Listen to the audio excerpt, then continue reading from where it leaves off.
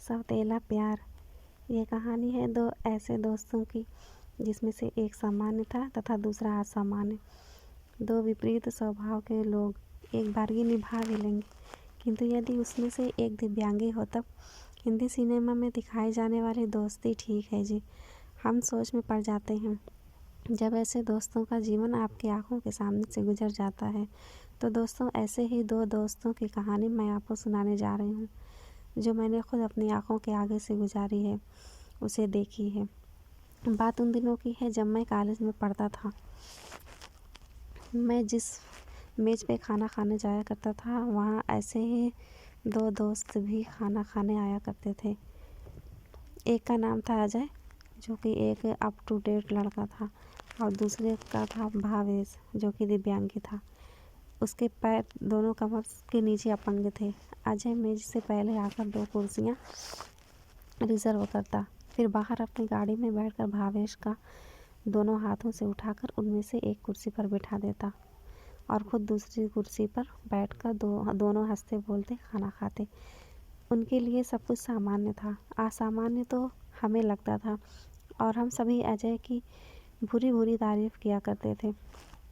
अजय और भावेश मुझे रोज़ सुबह शाम मिला करते थे। धीरे धीरे परिचय बढ़ने लगा और एक दिन मैं उनसे मिलने उनके रूम पर पहुंच गया। यूं ही बातचीत करते करते मैंने उनके बारे में कुछ अधिक जानना चाहा।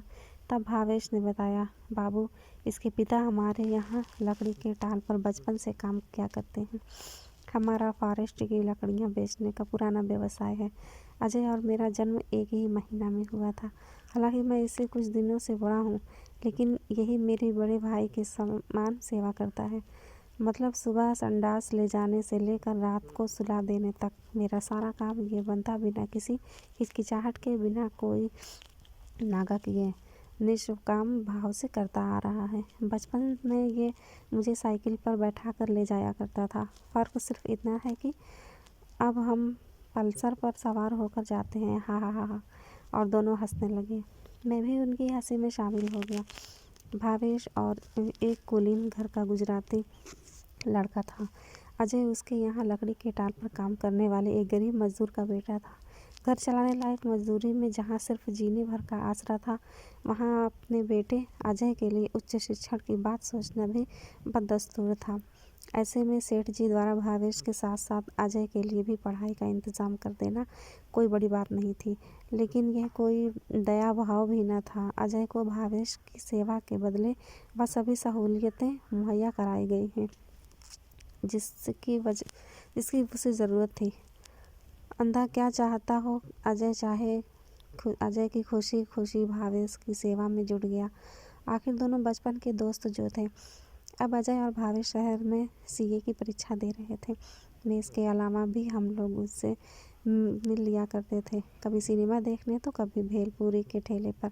वे दोनों सारी गतिविधियां सामान्य तरीके से कर लिया करते थे, जैसे हम किया करते हैं। समय बीतता जा रहा था। हम सभी अपनी अपनी पढ़ाई के अंतिम वर्ष में पहुंच चुके थे। एक दिन शाम को मेस में खाना खाते हुए अजय को एक फ़ोन आया। अजय ने नंबर देखा और अनपेक्षित ढंग से बाहर जाकर फ़ोन रिसीव किया। अजय के लौटने के बाद वह कुछ न बोला। भावेश राह देख रहा था कि अब अजय उसे बताएगा किसका फ़ोन था, किंतु वह कुछ न बोला। आखिर भावेश ने ही उससे पूछा, किसका फ़ोन था अजय? सर का फ़ोन था, ऑफिस से। अजय नज़रें चुराते हुए बोला, ऑफिस? मतलब यहाँ जहाँ ये दोनों सीए की आर्टिकलशिप पूरी कर रहे थे? ये तो हमें भी समझ में आ रहा था, किंतु इसमें घबराने वाली क्या बात थी? ये बात कुछ हजम नहीं हो रही थी, लेकिन अजय का स्वभाव को देखते हुए हमें उस पर शक करना अनुचित लग रहा था। बाद में हमें ये पता चला कि अजय ऑफिस के एक आर्टिकल लड़की के प्रेम में दीवाना था, और उस रात मेस में उसी का फ़ोन अजय ने रिसीव किया था। प्रेम यदि दस्तक देकर आता तो भावेश ने कब का उसे नो एंट्री का बोर्ड दिखा दिया होता, क्योंकि अजय अगर उससे दूर चला गया तो उसकी देखभाल कौन करेगा? यह डर शायद भावेश को सता रहा था। किसी को भी अपना संबल टूटने पर डर लगेगा ही, ये एक स्वाभाविक सी बात है। भावेश को भी अजय का प्रेम प्रकरण पता चलने से ज़्यादा देर नहीं लगी, लेकिन वह बड़े अपने मन से इसे मामले को आत्मसात करने की कोशिश कर रहा था।